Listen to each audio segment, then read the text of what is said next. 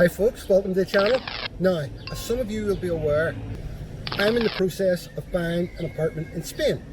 And I'm loving it. It's exciting and it feels like a proper new beginning for me. I've had quite a few new beginnings in the last 2 or 3 years, but this feels like it now. I'm at my new home. Now, on this video, I'm going to take you through the full process or path that I've taken so far. Starting off with my recent trip to Spain on my property search, through to what stage my purchase is at now and what comes next. Actually, I should have explained to you where I am. Right, back a bit.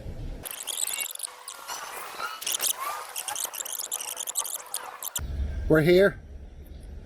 I can't pronounce it, but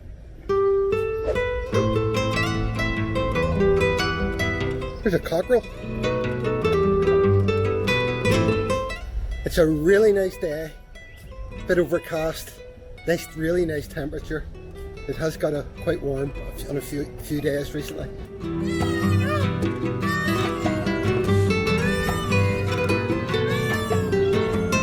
So I've come down here. This would be, so far, and last year I like coming here too, my favourite spot in Torrevieja.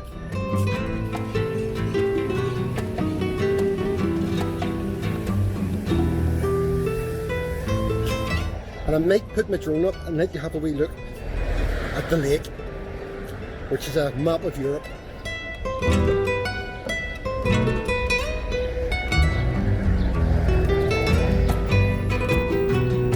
You're not allowed out there, and I don't really know why it's not here. It's been nicely quiet out there to do this video.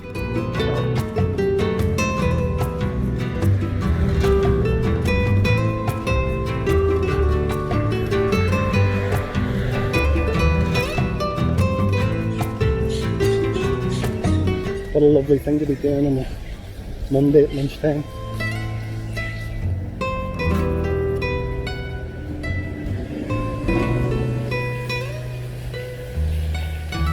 There's a beautiful peacock. End of flashback. Well, welcome back. Right, first, I'm going to tell you a little bit about what has led me to where I am now.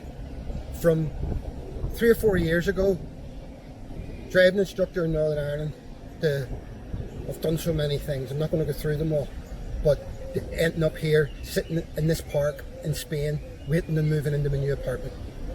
So, for anyone new to the channel, the story in brief: I came to Spain, Guadalmar del Segura, in 2002, looking for a new life.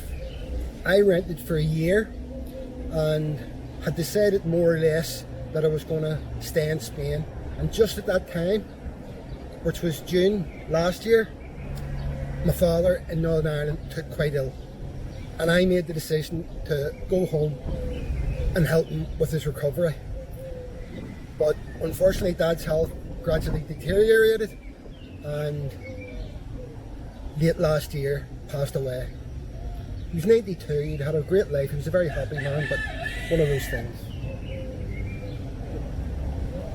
So I then spent the next few months, the start of this year, putting all my dad's affairs in order and all sorts of stuff, dealing with solicitors and etc. How are you doing? Hey, do you know me? Yeah, I follow you on I YouTube. just should have said. I was wondering why you were looking at me. Yeah, There you go. And I'm the other. You Good. just bought a place in Villa Martin. I did. You want to say hello to the camera? No. Ah, go on. Have you subscribed to my channel? Good. Of course, yeah, I've been following you for quite a while. So yeah, because you went to Thailand, then you came back, and now you've just bought a place in Villa Martin. You haven't moved in yet. Haven't moved in another You're 3 staying in weeks. with your friends. That's what this one's about. It's all about what's going to be happening next. But yeah, I'm staying at a friend's place. Yeah. One of my viewers. Everywhere you go now, I'm starting to meet more and more subscribers. But that was lovely. I had a nice wee chat with them there. They're looking to buy somewhere in this area as well, so they'll be watching this video. And she wouldn't let me put her in video, but she's promised to send me. She took a photograph with me, and if she does, I'll let you see it right now. If she doesn't, then you won't. But it's great to meet people in that way, you know, it's so friendly. Right, where was I? Yes, so before I decided to do anything else, I had to put all my dad's affairs in order. I had an awful time, very difficult, right through from my dad being sick for 6 months, and he got a form of dementia and then passing away. And then I was dealing with a very difficult family.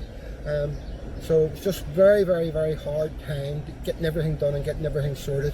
But once it did get sorted, I made the decision very quickly, as early as I possibly could. Right, back to Spain. But what I decided to do was come first and look at properties. And I decided 100% that, by the way, is a peacock. It's a peacock noise, right? I decided when I come back, I was going to buy a property, a new home. Now, I'm not that rich. I live on a budget, I really do. So I knew that it was going to be very difficult to find a property that I liked in an area that I liked within my budget. But I came here determined to find somewhere that I could buy. And a last resort then would be to just rent, but I was definitely coming back to Spain. Now I'm going to do a video in the near future explaining exactly what led me to the decision to retire young and move to Spain. And another video which should be very interesting about how I could afford to retire young and do something as crazy as this, move in country and not come back to work. But for now in this video, I'm just going to take you through the process so far. So I made a decision to take a trip to Spain first. I'm not going to just arrive like I did the last time with a car full looking for somewhere to live. So I decided I would take a week here and have a look around. So my very good friend Alan, who is my favourite cousin Mag's husband and my chauffeur, if you've watched some of the other videos, agreed to come with me to the Torrebek area to have a look around, see what there is. We came, it must have been a couple of months ago now, and very, very quickly realised that since I lived here a year ago, house prices, and maybe while I was here, they've just crept up and up and up. Or I should say, they've shot up and up and up very quickly. And, you know, I don't have a lot of funds. And I realised I was going to have to up my budget. And if you up your budget and you live in a budget, that means you have less of a budget to live on. So that was going to be tough. So I wasn't even 100% sure if I would be able to go to the sort of money that the type of apartments or houses that I was looking at would cost. So we set about looking, and one of the first decisions I made was to go inland. Prices are a bit less, and another decision I came to was to go and look at Gulf resorts, because Gulf resorts, during lockdown, that's what I started off looking at, Gulf resort prices, and you just wouldn't believe the amazing apartments you were getting for 60 and 70,000 euro. But that's all gone now.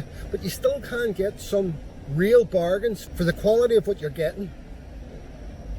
But you're paying the price that you're further inland, you're in resorts, and they're very quiet. Most of them are very quiet.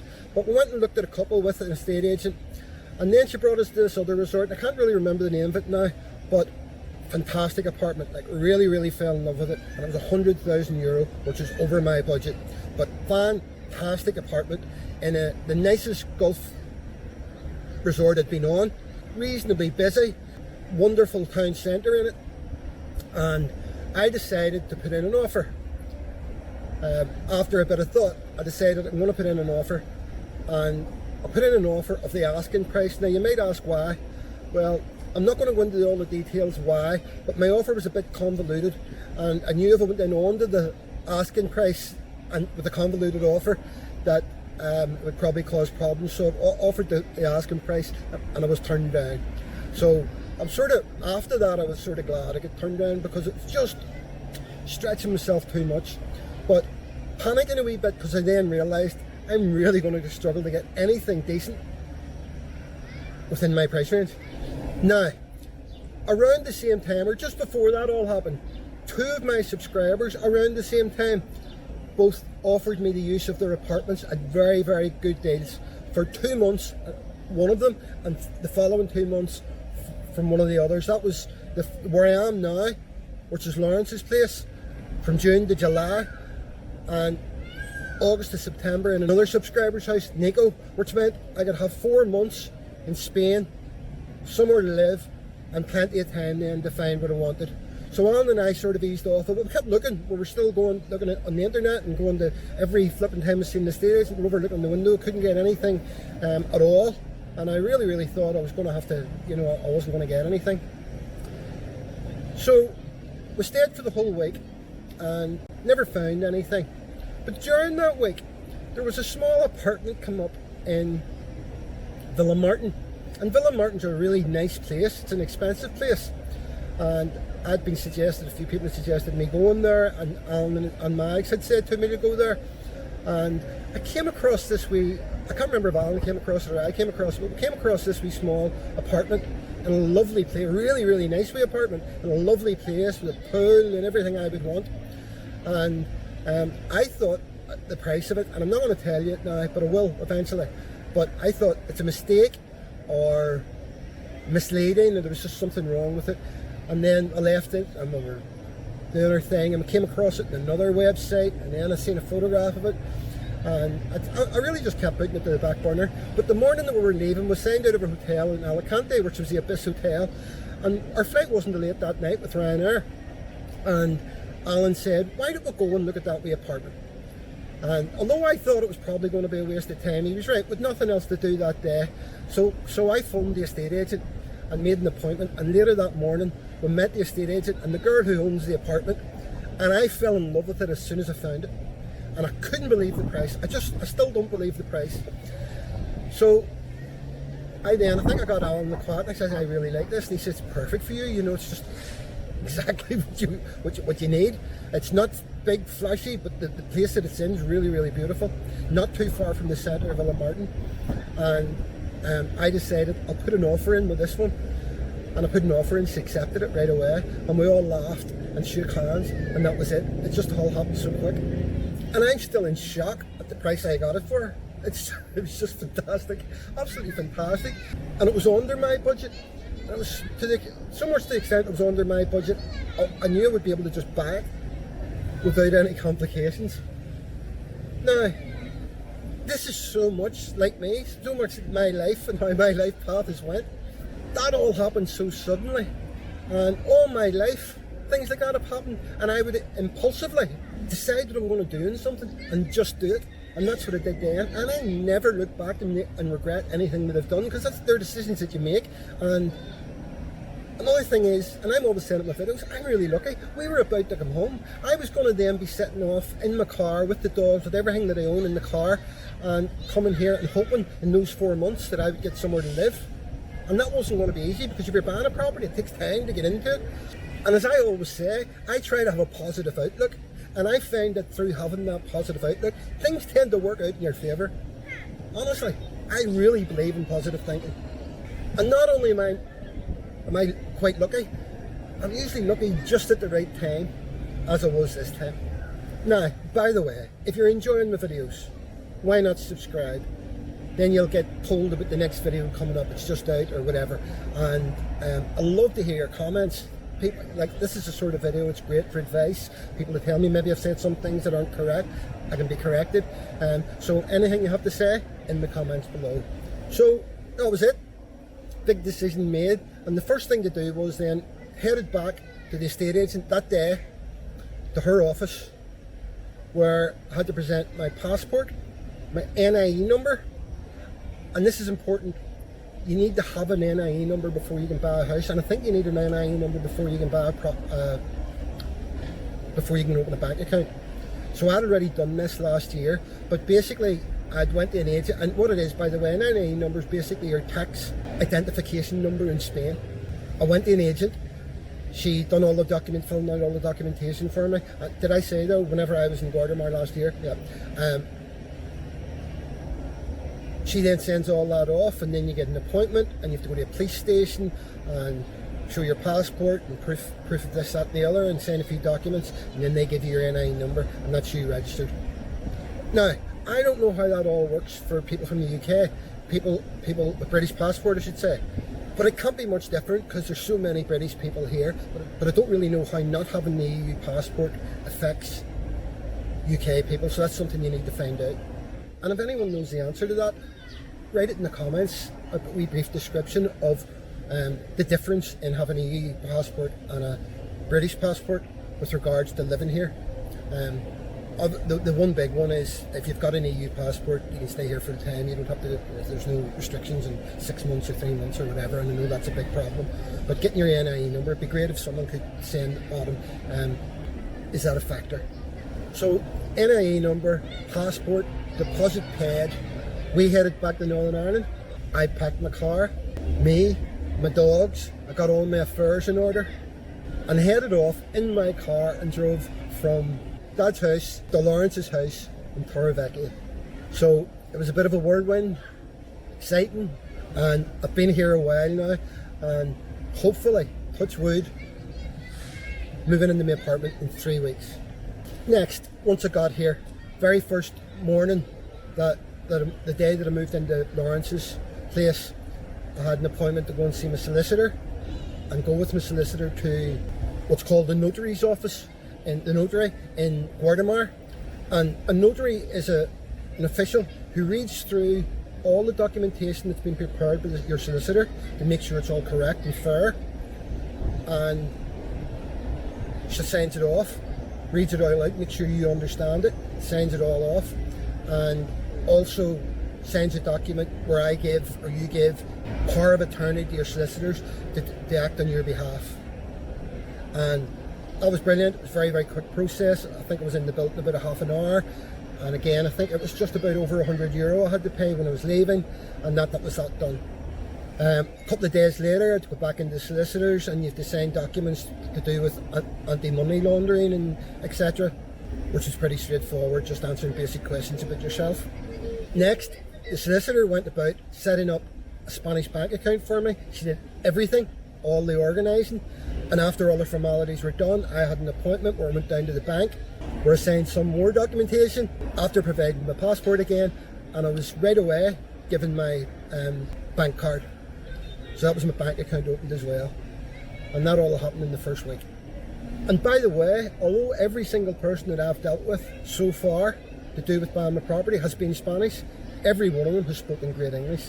So it's just made the whole process so easy. That was a bit of a worry for me, you know. I was a bit worried, you're coming over to Spain, how are you going to deal with these things?